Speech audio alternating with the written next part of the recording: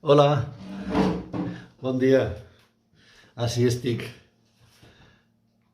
buscant també alternatives i YouTube crec que també pot ser una bona alternativa si algun dia he de fer alguna explicació d'alguna classe, que no ho descarte. Ara, de moment, he penjat un vídeo perquè el vegeu i així també sabem que tindré un canal de YouTube. En el canal de YouTube també es pot emetre en directe, no podrem parlar, no podrem interactuar, però sí que em podreu escoltar i també pot ser una manera de fer la classe.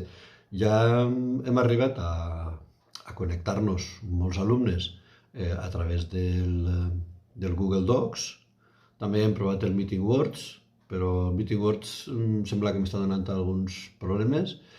I si tots els alumnes ens acostumem al Google Docs, quasi que serà millor, més fàcil, més senzill i més directe. L'Edmodo té també moltes possibilitats, però com no l'hem treballat suficientment, no l'he investigat tampoc suficientment, també és una plataforma que no funciona al 100%, no té darrere una gran empresa, té darrere molts voluntaris, i això també es nota. Google, en canvi, és una gran empresa i darrere hi ha professionals i hi ha moltíssima gent, molts diners i de tot.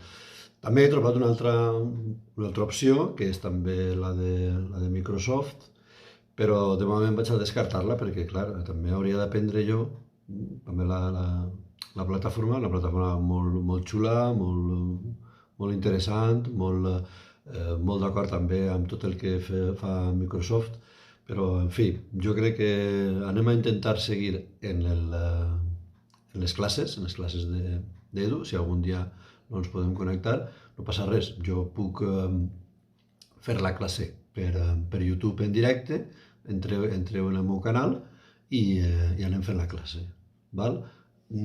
Estic també buscant la manera de poder parar el vídeo. Crec que tinc la solució, però encara no encara no la tinc a mà. Així que m'he d'alçar i sentireu un soroll de la cadira, para el vídeo i ja està. Bon dia!